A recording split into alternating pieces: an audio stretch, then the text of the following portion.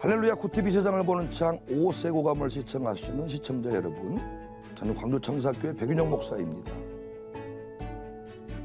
우리 좋으신 하나님께서 제 강의를 시청하시는 모든 분들에게 큰 은혜와 넘치는 복 주시기를 기도합니다. 사랑지수를 높여라, LQ를 높이자는 주제를 정하고 오늘 세 번째 시간 동행이라는 주제로 함께 이야기를 나누도록 하겠습니다. 우리는 아가서를 통해서 사랑에 관하여 배우고 있습니다. 무엇이 사랑인가? 어떻게 사랑이 깊어지는가? 왜 사랑하는데 행복하지 않는가? 왜 신앙생활 열심히 하는 사람들이 그렇게 늘 기쁨을 노래하지 못하는가? 많은 이야기를 들 수 있겠지만 결국 사랑입니다. 사랑받아야 이길 수 있고 사랑해야 행복할 수 있습니다.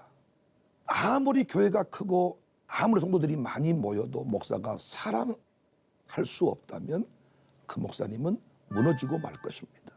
사랑은 태양입니다.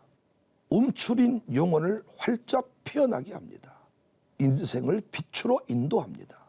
결국 그 술람미의 사랑 이야기는 솔로몬의 아가다, 솔로몬으로부터 시작이 되었어요. 우리 인생 가운데 기쁨의 이야기, 행복 이야기도 결국 예수님을 통해서 만들어진 것입니다. 우리 결코 행복했을 사람들이 아닙니다. 욕심만 봐도 세상 사람에게 밀리지 않았을 것입니다. 욕심 때문에 망했어도 100번 망했을 사람들입니다. 혈기는, 분노는 또 어떻습니까? 그런데 우리가 예수님의 사랑을 받아서 이처럼 겸손하고 온유한 사람, 착한 사람, 즉 수선하여 백합화가 된 것입니다. 사랑은 초점 맞추기를 잘해야 사랑이 깊어진다. 작품 사진의 핵심은 초점이더라고요. 어디에다 초점을 맞추고 사진을 찍느냐에 따라서 느낌이 다르고 가치가 달라져요. 보통은 사람에다 초점을 맞추고 사진을 찍으면 주변은 흐릿해지고 인물이 선명해집니다. 우리 인생이 새로워진 것은 결국 예수님의 크신 사랑으로 인해서 가시와 꽃을 구별하게 되었고 수풀과 사과나무를 구별하게 되었기 때문입니다. 그래서 바울은 예수님만 남기고 다 배설물로 버렸다고 했습니다. 우리 광주 청사교회도 이런 부분에 상당한 변화가 일어났어요. 우리 성도들의 삶이 더 이상 이기적이지 않고 근시안적이지 않게 된 것도, 선교지향적이고 미래지향적으로 바뀌게 된 것도, 에서처럼 창작권을 팔지 않게 된 것도 예수님에게 초점을 맞췄습니다. 특별히 저희 교회는 5대 사명에 있는데 한 사람을 세우고 가정을 세우고 학교를 세우고 교회를 세우고 지역을 세우자는 그 5대 사명에 있는데 그 5대 사명에 집중했더니 우리의 삶이 고차원적으로 선교지향적으로 미래지향적으로 바뀌어가는 것을 보게 되었습니다. 예수님 사랑하는 것, 집중을 통해서 초점 맞추기를 통해서 변화되고 회복된 모습입니다. 오늘 본문에서 우리는 또 다른 사랑 이야기를 발견할 수 있습니다. 사랑의 기술. 저는 아가서를 구속사의 관점에서 예수님과 성도의 사랑 이야기로 설명을 하고 있습니다만은 신자 간의 사랑, 부부 간의 사랑, 부모와 자녀 간의 사랑, 이 사랑의 원리로도 저는 풀 수 있다. 그렇게 이해하고 여러분 앞에 그 내용들을 지금 소개하는 중입니다. 오늘 우리가 확인하는 또 다른 사랑의 기술은, 사랑의 원리는 함께하는 것입니다. 동행입니다. 흔히 사랑을 노래하는 사람들 중에서 사랑하기에 너를 보낸다, 밤마다 너를 그린다, 이런 식의 고백이 있는데 아가서의 사랑은 다릅니다. 사랑하기에 함께합니다. 사랑하기에 함께하자고 합니다. 끝까지 함께합니다. 버리거나 떠나지 않습니다. 8절에 보시면 내 사랑하는 자의 목소리로구나. 보라, 그가 산에서 달리고 작은 산을 빨리 넘어오는구나. 솔로몬의 모습이에요. 왜 산에서 달립니까? 왜 산을 빨리 넘어옵니까? 그 모습이 노루 같고 어린 사슴 같다고 했습니다. 사랑하는 나의 님은 노루처럼 어린 사슴처럼 빠르구나. 왜요? 술람미를 만나기 위해서입니다. 자동차로 치면 아주 빠른 속도로 달려온다는 것이죠. 다 필요 없어요. 오직 님을 만나겠다는 생각뿐입니다. 사랑은 산이 문제가 아니에요. 백두산도 넘고 한라산도 넘어요. 길이 없으면 뚫어버려요. 우리 주변에도 사랑하니까 나이를, 국경을, 신분을 초월한 사람을 보지 않습니까? 이 모습이 또 결국 탕자를 향해 달려오시는 아버지의 모습이기도 합니다. 누가복음 15장 20절에 이에 일어나서 아버지께로 돌아가니라. 아직도 거리가 먼데 아버지가 그를 보고 측은히 여겨 달려가 목을 안고 입을 맞췄다. 찬송가 304장 1절 그 크신 하나님의 사랑 말로 다 형용 못하네. 저 높고 높은 별을 넘어 이 낮고 낮은 땅 위에 죄범한 영혼 구하려 그 아들 보내사 화목제물 삼으시고 죄 용서하셨네. 동행입니다. 죄인된 자리에 동행하신 예수님. 지금도 우리 주님은 우리가 부르짖을 때 달려오십니다. 지체하지 않으십니다. 재림 때에도 속히 오신다고 했습니다. 우리가 배워야 할 사랑입니다. 이제는 우리도 주님이 부르실 때 달려가야 합니다. 산에서도 달리고 큰 산도 넘어서야 합니다. 노루처럼 암사슴처럼 신랑 대신 주님이 부를 때 달려가는 것입니다. 그것이 바위틈이고 낭떠러지일지라도 주저하지 않아야 됩니다. 우리 주님은 그곳에서 입 맞추고 싶어하고 깊은 사랑의 스토리를 만들고자 하십니다. 무화과의 열매가 있고 포도나무가 꽃을 피워서 향기를 토할 때 더욱 간절해지는 것입니다. 맛집이나 명소를 발견했을 때 당장 우리 장로님들을 불러요. 제가 부흥에 가서 어떤 좋은 장면을 보면 우리 장로님들, 우리 교인들을 불러요. 심지어 제가 떠나자고 해요. 나올 수 있느냐고 물어요. 그때 우리 장로님들은 달려와요. 산에서도 달려오고 들에서도 달려오고 우리는 그곳에서 예배당 안에서 경험하지 못한 황홀한 기쁨을 맛보고 노래하고 새로운 비전을 선포해요. 아직도 사랑의 열정이 남아있는 부부는 수시로 서로를 불러냅니다. 그곳이 호텔이든 맛집이든 은혜 받는 자리든 기도하는 자리든 어디든지 불러냅니다. 불러낼 때 사랑이 아직도 남아있는 부부는 달려갑니다. 거기서 역사가 일어납니다. 우리 주님은 우리를 불러내는 일에 전문가이세요. 비가 그치고 겨울이 지난 좋은 날 우리를 부르십니다. 주일날 부르시고 새벽에 부르시고 부흥회 때 부르시고 캠프 가운데 부르시고 비전 드립, 미션 드립, 필리핀으로, 태국으로, 미국으로, 영국으로, 종교 개혁지로 부르십니다. 중요한 것은 그 부르심 앞에, 초대 앞에 많은 신부들이 손사래를 친다는 거예요. 늙어버렸거나 사랑이 식어버린 신부들입니다. 그냥 빨리 잠만 자려고 합니다. 그냥 쉬고 싶다고 합니다. 아니 어떻게 안방에서 나눈 대화와 분위기 좋은 찻집에서 나눈 대화가 그 이야기가 같을 수가 있습니까? 그 교제의 수준이 같을 수가 있습니까? 비가 오는 찻집에서 나눈 대화와 그다음 화창한 날씨에 나눈 대화가 어찌 같습니까? 달라도 다르지 않습니까? 주일 예배가 다르고 수요일 저녁이 다르고 금요일 저녁이 다르고 샬롬 마룻바닥 기도회가 다르고 그때그때마다 주시는 은혜가 다릅니다. 제가 우리 교회 리더들한테 강조하는 부분이 그 부분입니다.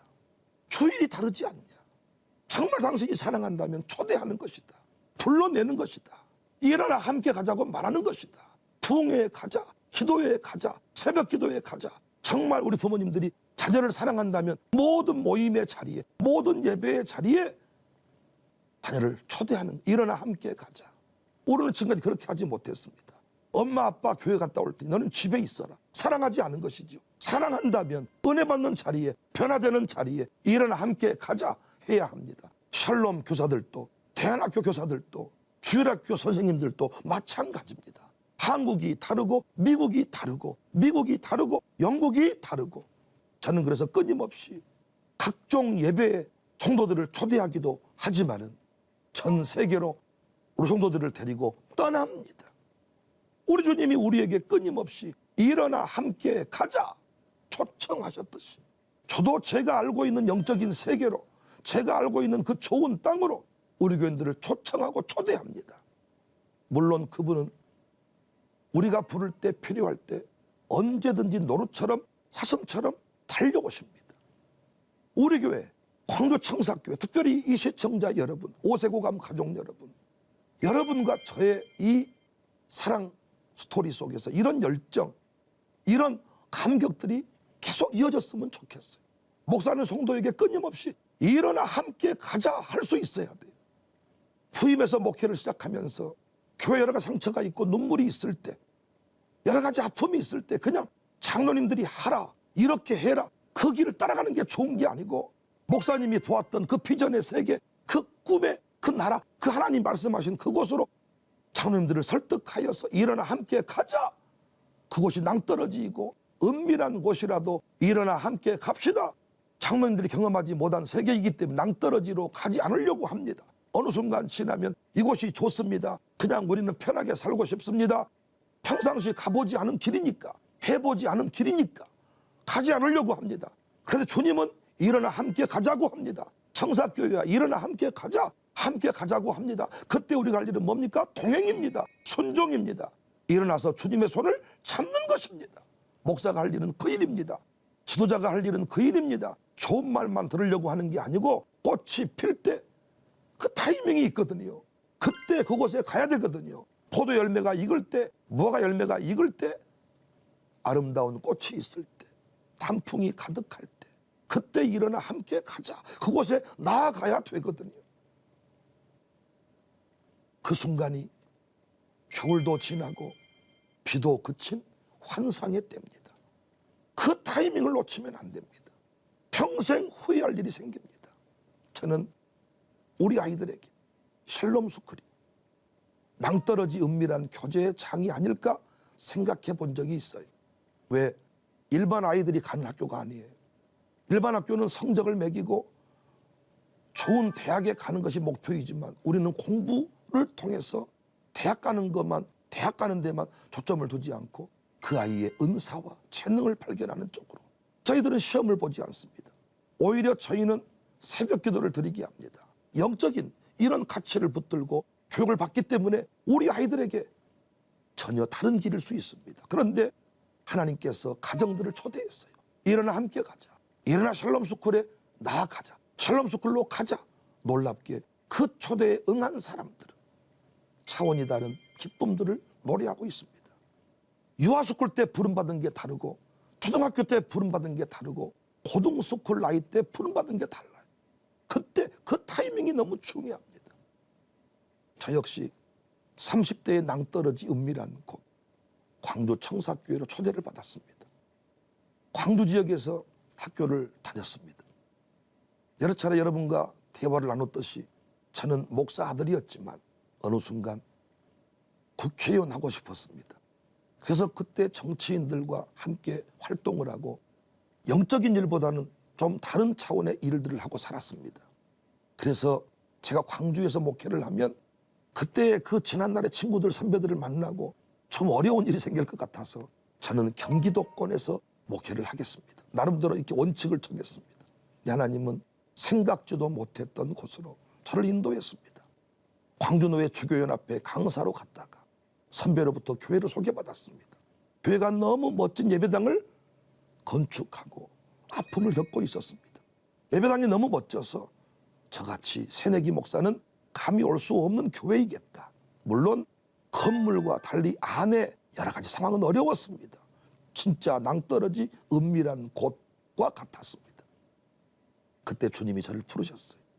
58통 이력서가 들어와 있었는데 그 이력서를 다 밀치고 두 사람으로 압축을 해서 공동회를 진행했고 저를 청빙하게 됐습니다.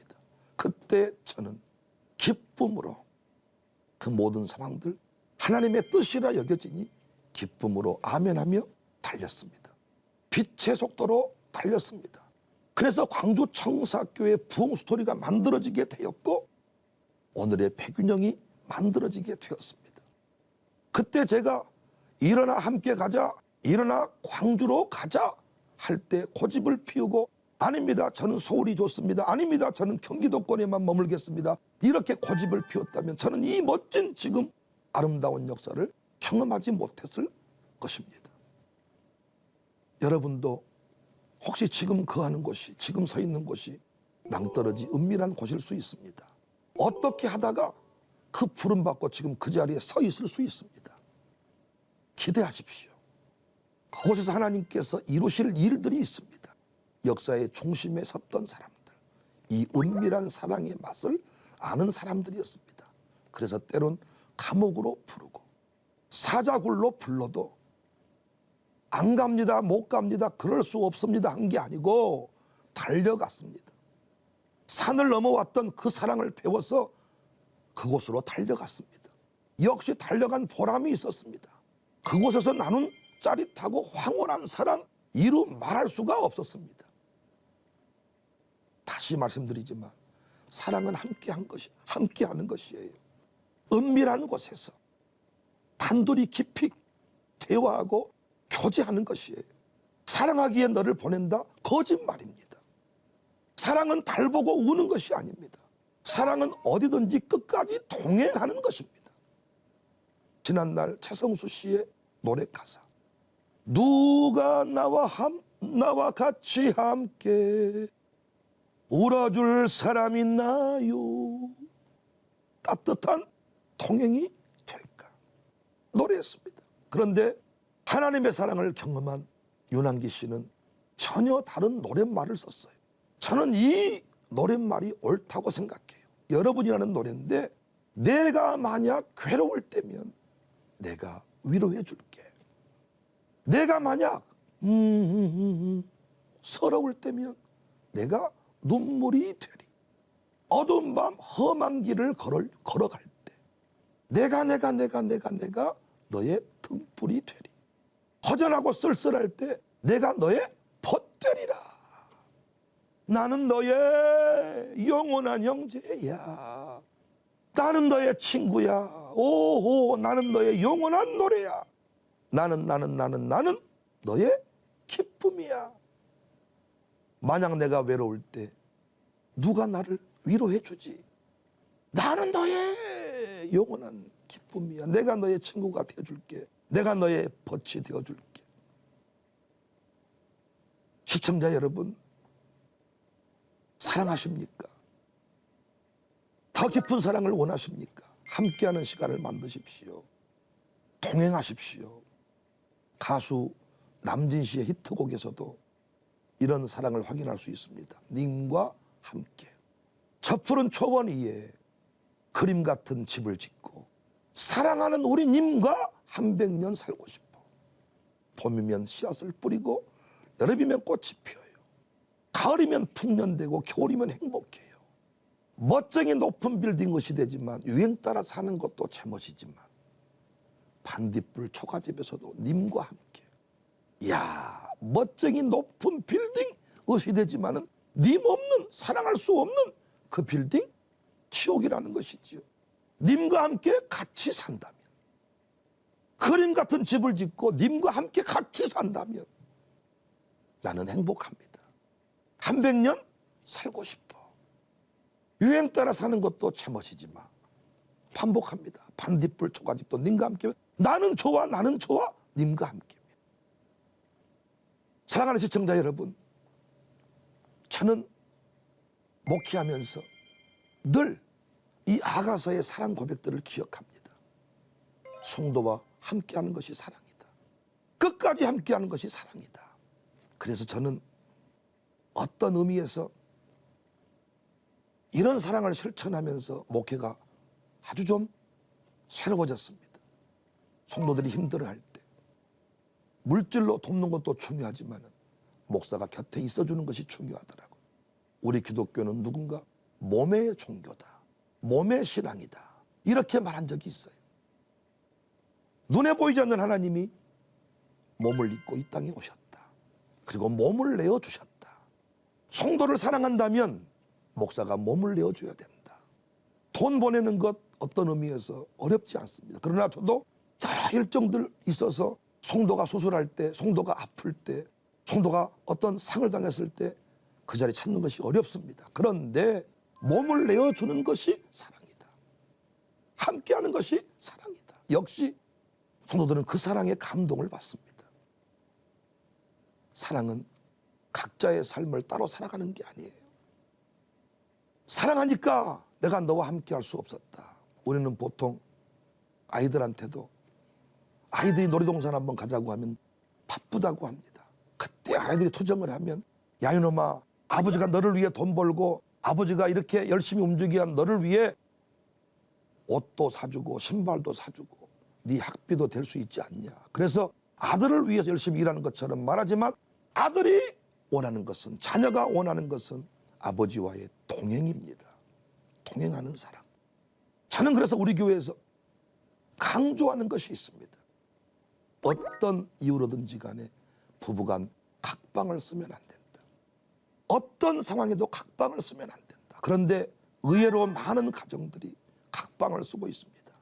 성경에서도 분명히 기도하는 일 외에 잠시 서로 합의하에 분방할 수 있어 다시 곧 합하라고 했는데 오늘날 합법적으로 여러 이유가 있더라고요. 코를 골기 때문에 뭐 출근 퇴근 시간이 다르기 때문에 뭐 이런저런 이유를 대지만은 마귀가 살아있는 한 이 모습은 결코 사랑이 깊어질 수 없습니다. 따로따로 방을 쓰면서부터 음란한 역사들이 이 여러 가지 이 성적 스캔들에 노출되기가 쉽게 됐습니다. 제가 목사로서 안타깝게 생각하는 것은 목사님, 사모님들도 각방을 쓴다는 것입니다. 심지어 어떤 목사님은 강대상에서 잠을 주무시고 사모님은 교회에서 모포자락 붙잡고 잠을 주무신다는 거예요. 저는 이거 하나님이 기뻐하시는 모습 아니다 생각합니다. 그리고 그 목사님, 사모님 때에는 부흥의 어떤 뭐 기도의 간증은 만들 수 있겠으나 후대들에게 행복한 부부의 모습을 전달해 줄 수는 없다고 봅니다. 저는 그래서 사랑한다면 함께해라.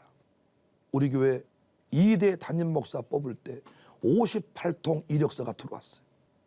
58통 이력서를 제치고 이렇게 밀치고 2대 목사가 됐는데 제가 만약 지금 목회를 그만둔다면 우리 교회 3대 담임 목사는 엄청나게 많은 목사가 몰려올 겁니다.